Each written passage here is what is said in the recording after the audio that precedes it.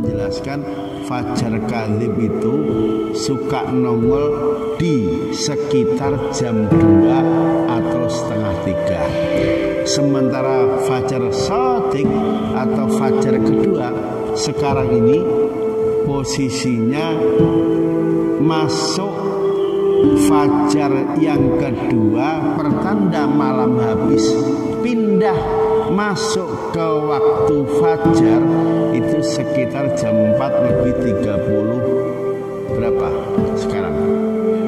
35 ya. Nah, kurang lebih seperti itu.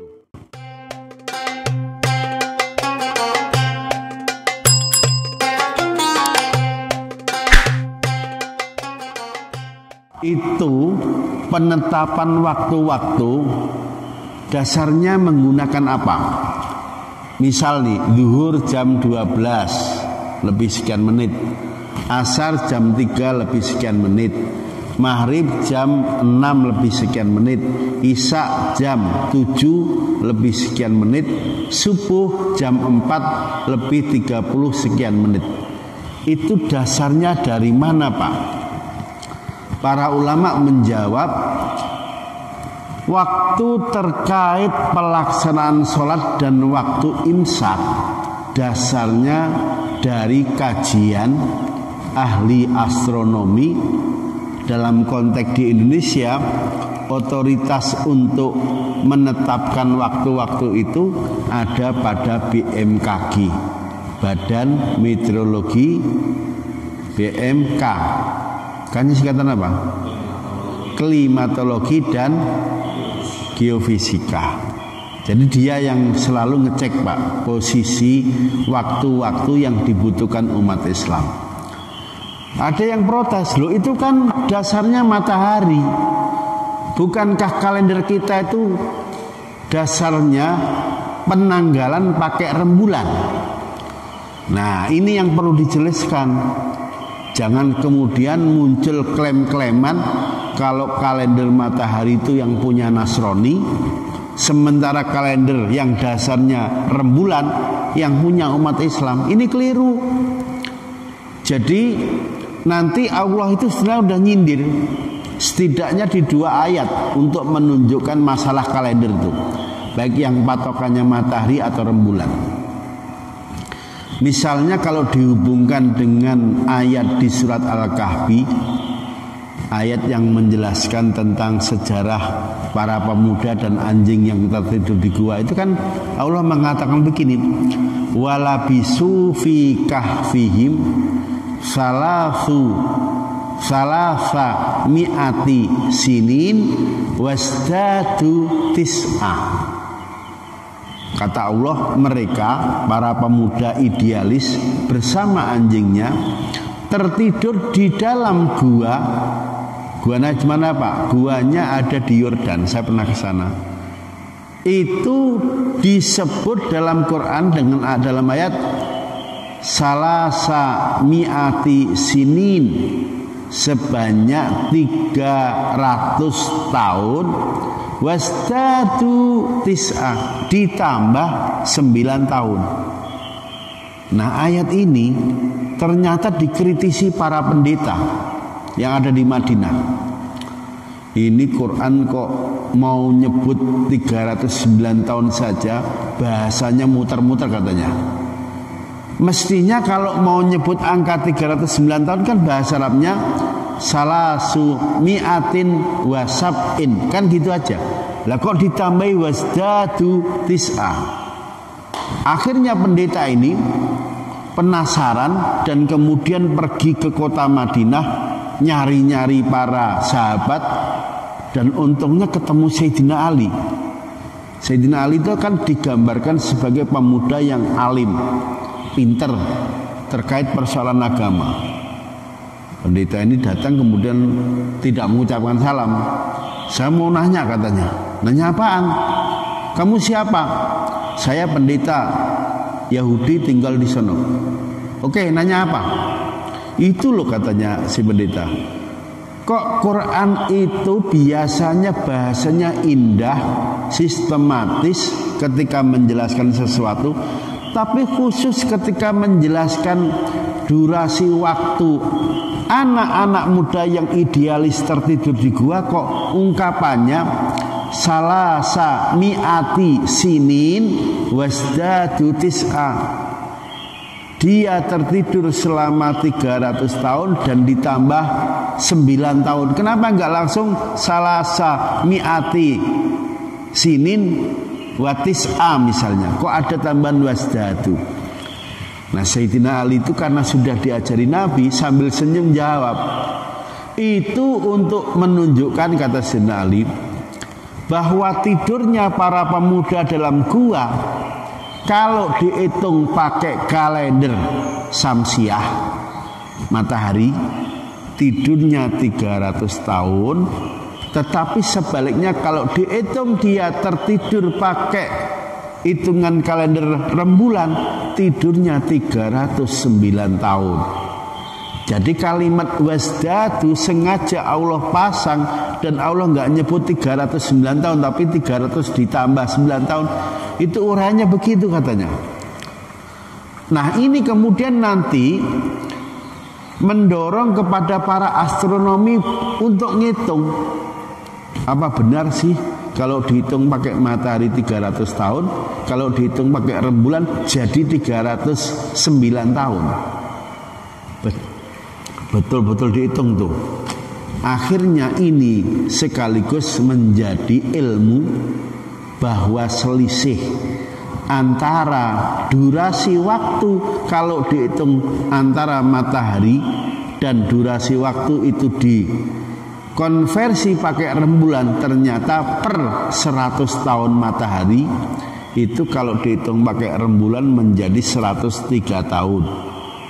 200 tahun matahari dihitung pakai rembulan menjadi 206. 300 tahun matahari dihitung pakai rembulan menjadi 309 tahun.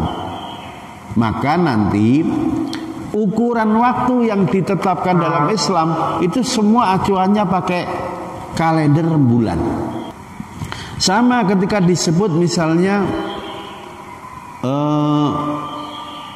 batas untuk pelaksanaan batas usia misalnya di Saudi minimal sekian, itu ngitungnya pakai komariah. Sehingga kalau dikonversi pakai kalender Syamsiah matahari, dia bisa maju lebih sedikit dibandingkan hitung-hitungan pakai kalender komariah. Jadi kalau misalnya disebut minimal umur 10 tahun, itu selalu komariah bukan Syamsiah. Atau misalnya disebut umur 14 tahun, sama, itu patokannya bukan Syamsiah tapi komariah. Baik, jadi untuk menunjukkan tentang adanya kalender komariah Syamsiah diisyaratkan pertama di surat Al-Kahfi, yang kedua nanti di surat At-Taubah, surat nomor 9. Kalau Al-Kahfi tentang gua itu posisinya di surat nomor 18 setelah Al-Isra. Nah, di surat At-Taubah itu Allah mengatakan begini, inna iddatas syuhuri indallahi ifna asyara sahron fi kitabillah yauma khalaqas samawati wal ardo minha arba'atun hurum. Masih panjang terusannya, dzalika dinul qayyim dan seterusnya. Jadi semua kalender yang ilmunya datang dari Allah, ini yang negesin Allah sendiri ya. 1 tahun itu didesain isinya ada 12 bulan. Nah, dari 12 bulan itu yang 4 bulan dihukumi sebagai bulan suci. Artinya di 4 bulan itu manusia nggak boleh melakukan perang, tapi di bulan itu hendaknya digunakan untuk melakukan berbagai ibadah.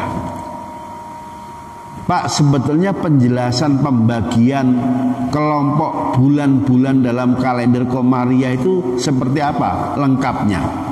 Nah, nanti para ahli kemudian mengatakan begini, dari 12 bulan ini dikelompokkan menjadi 3. 4 bulan terkait apa yang dinyatakan sebagai bulan suci, manusia nggak boleh perang.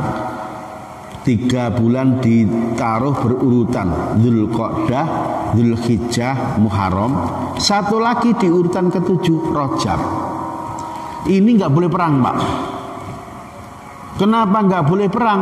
Ya pokoknya di 4 bulan ini manusia harus banyak-banyak ibadah. Tapi dasar orang Arab, kalau mereka sudah mulai paceklik, pangannya habis, istrinya udah mulai bosan, dia selalu melihat mana suku yang lemah untuk diperangi. A, suku kuat memerangi B, suku lemah. Begitu suku B kalah perang, itu semuanya yang kalah perang jadi budak. Yang laki disebut abdun, budak laki-laki. Yang perempuan dinamakan amatun, budak perempuan. Ketika sudah jadi budak, maka manusia ini tidak punya sisi kesetaraan dalam hal kemanusiaan. Jadi boleh dijual, boleh diwaris, boleh diberikan kepada orang lain. Jadi sampai di dekat Mekah itu ada pasar tempat jual beli budak, ya kayak jual beli kambing, sapi begitu.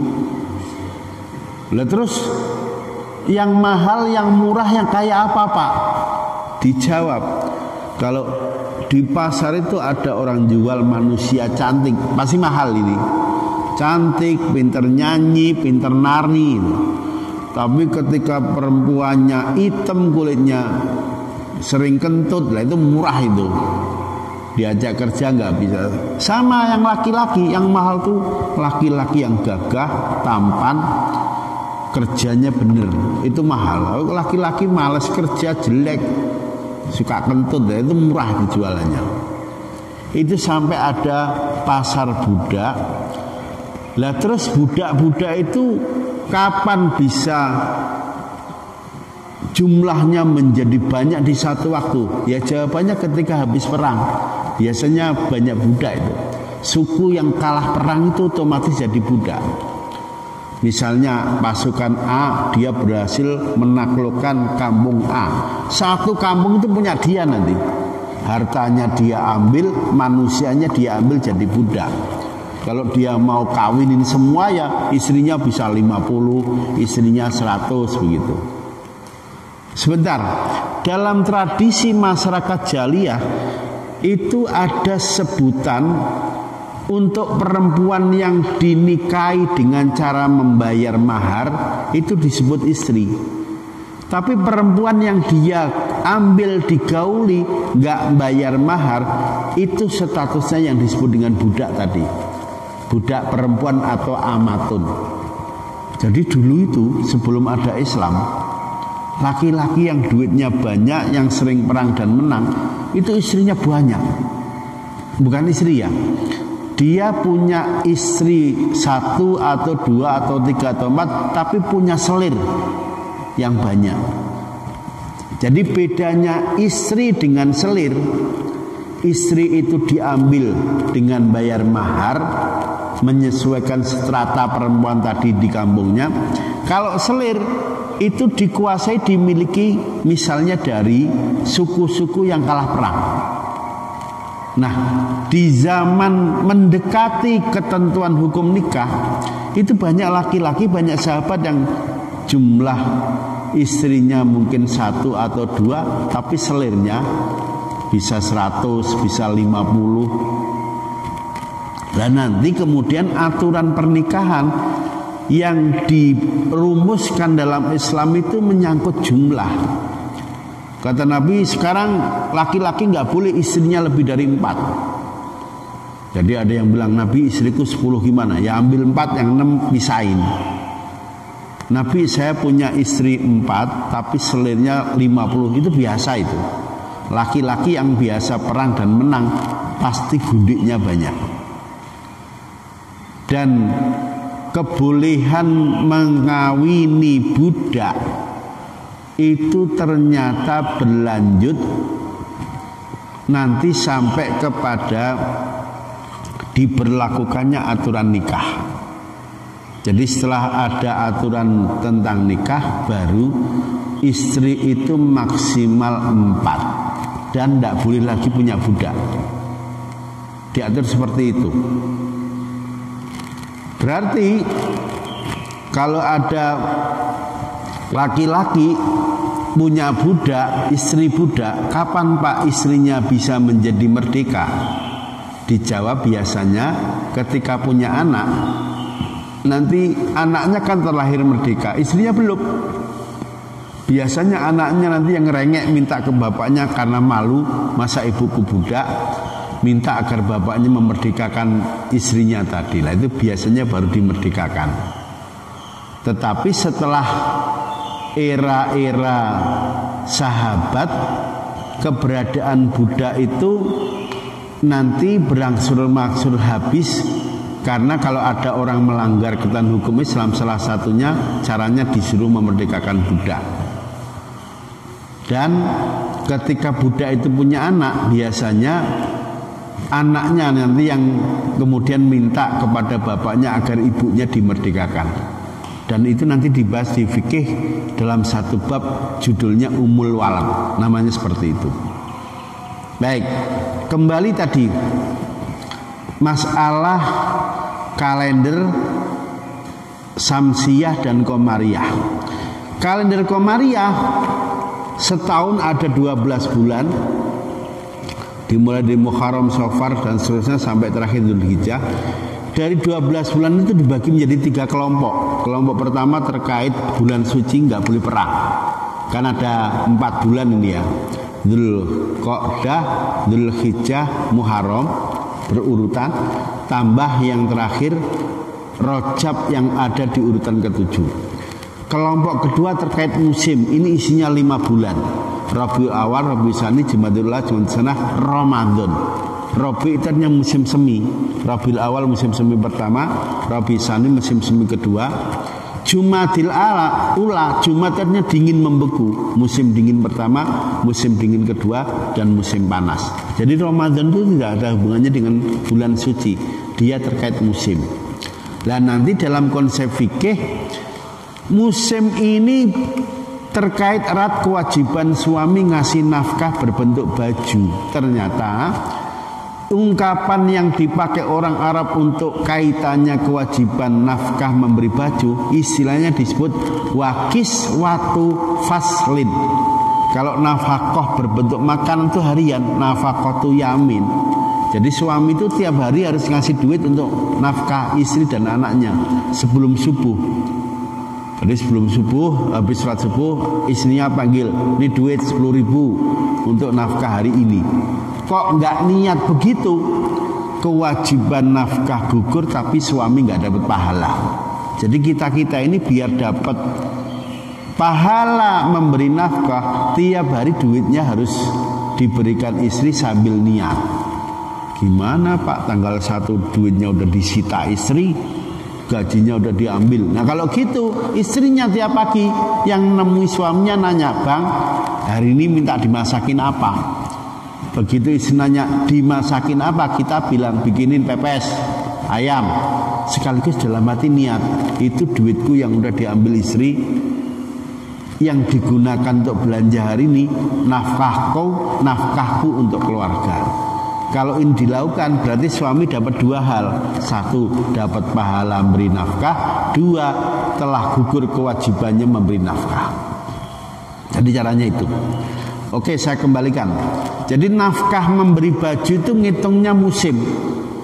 Berarti kalau ada laki-laki istrinya orang Arab, di Arab musimnya 5, itu laki-laki wajib ngasih baju setahun 5 setel. Nah yang untung laki-laki istrinya orang Jawa, setahun musimnya 2, kemarau mak hujan. Berarti perempuan ini hanya dapat kewajiban suami ngasih baju 2 setel. Kok pengen tiap bulan ganti model, beli lagi, pakai duitnya sendiri, jangan minta suami. Jadi gitu ya. Intinya dalam 1 tahun 12 bulan, yang 5 bulan ini berhubungan dengan musim, sekaligus ngingetin yang istrinya orang Arab, para laki-laki, Berarti setahun ngasih baju sebanyak 5 setel. Oke, yang 4 bulan tadi bulan suci nggak boleh perang. Yang 5 bulan berhubungan dengan musim. 4 tambah 5 9. Masih sisa berapa? 3. Nah yang 3 ini berhubungan dengan kebiasaan orang Arab. 1 Syawal, 2 Safar, yang ketiga lagi Sya'ban. 3 ya, Sya'ban, Safar, Syawal. Syawal ini ada yang mengartikan unta menggerak-gerakkan ekornya isyarat minta dikawinkan. Tapi kemudian bulan Syawal menjadi bulan musim kawin. Manusia ngikuti kawinnya unta. Biasanya kalau Syawal kan banyak kondangan.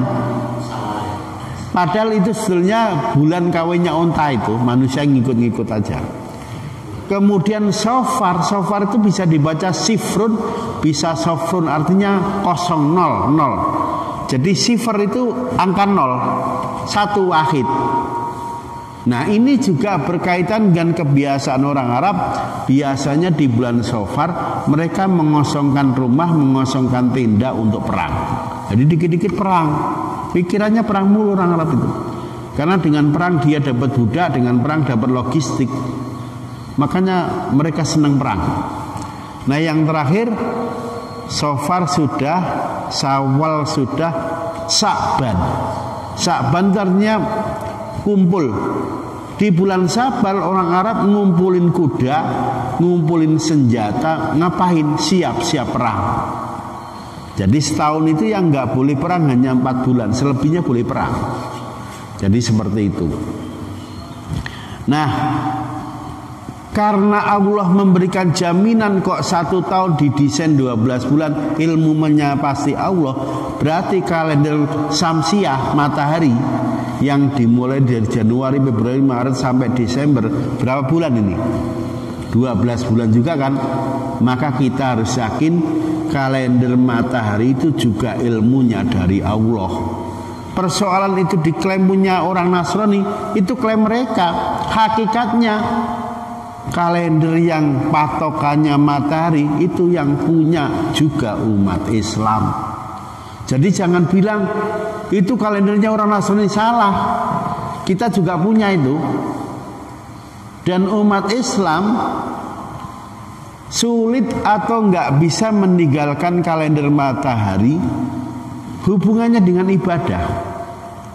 Kita sholat subuh, matahari yang dilihat. Zuhur, matahari.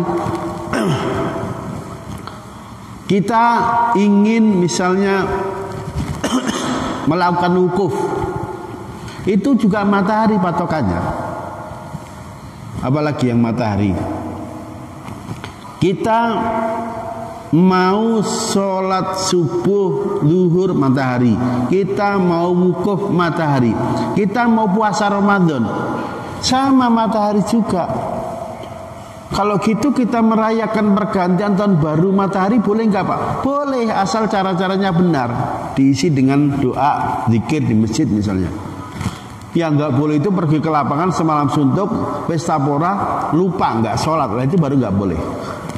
Berarti kalender matahari itu yang punya siapa? Yang punya semua manusia, makhluknya Allah. Nggak ada klaim-klaiman itu punya Nasrani. Itu jadwal sholat zuhur, asar, maghrib, isya, subuh, semuanya juga patokannya pakai matahari itu. Jadi kita harus paham ya, bahwa kalender yang patokannya matahari itu yang punya Allah, tidak bisa diklaim milik agama tertentu. Jadi dulu sejarahnya, awalnya orang-orang Mesir itu pakai patokan rembulan juga, Komariah, Muharram, Safar itu. Tapi ternyata membingungkan kaitannya dengan pelaksanaan cocok tanam. Terus diganti pakai matahari. Matahari itu lebih akurat. Musim panas biasanya mulainya bulan ini. Nanti bercocok tanam ini, panen ini, bulan ini. Itu jelas itu. Jadi di lingkungan Arab sendiri ketika itu, beberapa negara itu pernah menggunakan kalender matahari, kemudian diganti pernah menggunakan kalender rembulan, kemudian diganti matahari. Nah, dalam tradisi orang Arab, Mekah, Madinah, kebanyakan mereka kan buta huruf, nggak bisa baca, nggak bisa nulis. Maka kemudian yang dipakai kalendernya rembulan. Padahal dari sisi kalau itu digunakan untuk waktu memulai cocok tanam, rembulan itu suka meleset, jadi kurang akurat. Yang lebih pas pakai matahari. Tapi ringkasnya begini, bahwa dalam hal kita menetapkan waktu sholat, menetapkan awal puasa, menetapkan kapan wukuf, itu patokannya bukan rembulan tapi pakai matahari. Maka kalau kemudian orang Islam merayakan pergantian tahun baru matahari, itu gak salah. Yang salah itu kalau tata caranya dianggap melanggar ketentuan hukum agama. Asal caranya benar, pas merayakan di masjid, zikir bareng-bareng, ya enggak apa-apa, itu sebetulnya begitu. Baik, saya kira itu penjelasan untuk pagi hari ini. Ada yang ingin bertanya atau komentar, saya persilakan. Iya, silakan. Kita tahu kalau Nabi Muhammad itu usianya 63. Berarti dihitungnya dari kemarian. Betul, karena di Arab ketika itu yang dianggap lebih dekat dengan tradisi orang Arab, cara ngitungnya patokannya pakai rembulan, tidak pakai matahari. Artinya kalau nanti dikonversi menggunakan hitungan matahari, usia Nabi bisa jadi lebih pendek, bisa 61,5, bisa 61, karena selisih 63 tahun itu kalau dihitung pakai matahari bisa 61,3 bulan atau 5 bulan. Jadi seperti itu. Intinya kita nggak boleh merasa bahwa yang kita punya itu hanya rembulan, sementara kalender matahari dianggap yang punya orang Nasrani. Itu salah. Kalender matahari kita juga punya. Artinya kalau kita juga ikut merayakan, itu juga nggak salah. Yang salah kalau merayakannya keliru, cara-caranya tidak benar.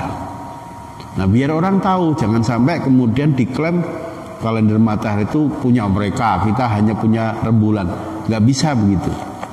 Sama halnya kalau kemudian kita umat Islam merayakan pergantian tahun baru matahari, boleh saja, asal cara-caranya jangan keliru. Jangan diisi dengan mabuk-mabukan, pesta pora dan sebagainya. Kalau cara merayakannya benar, maka itu juga dibenarkan secara syariat. Intinya kita harus berani menyatakan kalender matahari itu kita yang punya. Buktinya apa? Lah itu jadwal imsakiyah itu semua matahari itu.